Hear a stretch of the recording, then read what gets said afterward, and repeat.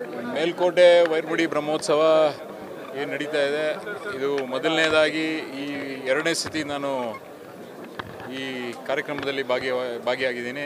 ಇದಕ್ಕೆ ನಾನು ಮೊದಲನೇದಾಗಿ ಮೇಲ್ಕೋಟೆಯ ಕ್ಷೇತ್ರದ ಜನಕ್ಕೆ ಧನ್ಯವಾದಗಳನ್ನು ಹೇಳೋಕ್ಕೆ ಇಷ್ಟಪಡ್ತೀನಿ. ನನಗೆ ಗೆಲ್ಲಿಸಿ ಒಂದೊಂದು ಅವಕಾಶ ಕಲ್ಪಿಸ್ಕೊಟ್ಟಿರೋದಕ್ಕೆ.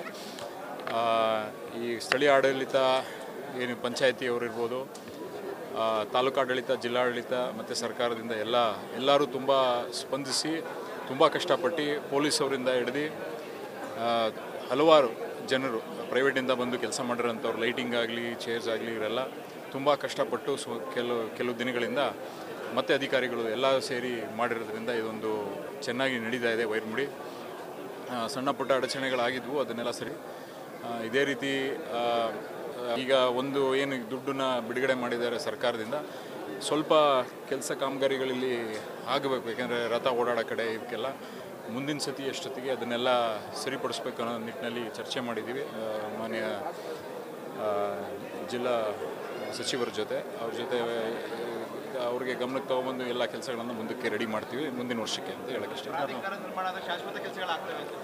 ಪ್ರಾಧಿಕಾರ ಮಾಡೋಕ್ಕೆ ನಿಮಗೆ ಗೊತ್ತಿದೇನೋ, ಮೊದಲನೇ ಸೆಷನ್ ನಾವು ಗೆದ್ದ ಮೇಲೇ ಫಸ್ಟು ನಾನು ಮಾಡಿದ್ದು ಪ್ರಾಧಿಕಾರ ಮಾಡಿಕೊಡಿ ಅಂತ ಕೇಳಿದ್ವಿ. ಆವಾಗಲೇ ರಿಜೆಕ್ಟ್ ಮಾಡಿದ್ರು, ಯಾಕೆಂದರೆ ರೆವಿನ್ಯೂ ಇರಲಿಲ್ಲ ಅಂತೇಳಿ.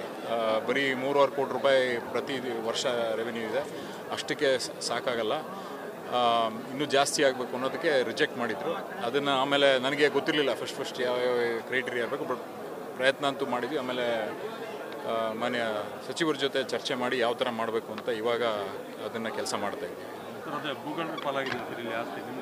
ನಮ್ಗೆ ಗೊತ್ತಿರೋ ವಿಷಯನೇ ಅದು. ಏನು ಕೋರ್ಟಲ್ಲಿ ಏನು ರಿಟ್ ಹಾಕಬೇಕು ಅದನ್ನು ಮೂವ್ ಮಾಡ್ಸೋಕ್ಕೆ ಜಿಲ್ಲಾಧಿಕಾರಿಗಳ ಮೂಲಕ ಅವನ್ನೆಲ್ಲ ಕೆಲಸಗಳನ್ನು ಹೋದ ವರ್ಷವೇ ಮಾಡಿದ್ವಿ. ಅದು ಇನ್ನೂ ಕೋರ್ಟಲ್ಲಿದೆ ಕೇಸು, ಅವ್ರ ಪಾಲಾಗಿಲ್ಲ.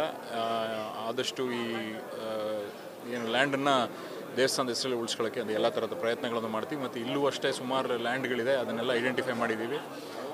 ಅದನ್ನು ಲ್ಯಾಂಡನ್ನು ನಮ್ಮ ಏನು ದೇವಸ್ಥಾನದ ಹೆಸರಲ್ಲಿರೋ ಲ್ಯಾಂಡ್ಗಳನ್ನು ವಶಕ್ಕೆ ತಗೊಂಡು ಅದನ್ನು ತೋರಿಸ್ಬೇಕಾಯ್ತದೆ. ನಾವು ಪ್ರಾಧಿಕಾರ ಮಾಡಬೇಕಂದ್ರೆ ಪ್ರಾಧಿಕಾರ ಮಾಡಿದ್ರೆ ನಮಗೆ ಹೆಚ್ಚಿನ ಅಭಿವೃದ್ಧಿ ಮಾಡೋಕ್ಕೆ ಸಾಧ್ಯ. ನಮಸ್ಕಾರ. ನ್ಯೂಸ್ ಫಸ್ಟ್ ನಿರ್ಭೀತಿಯಿಂದ ನಿಮ್ಮ ಪರವಾಗಿ.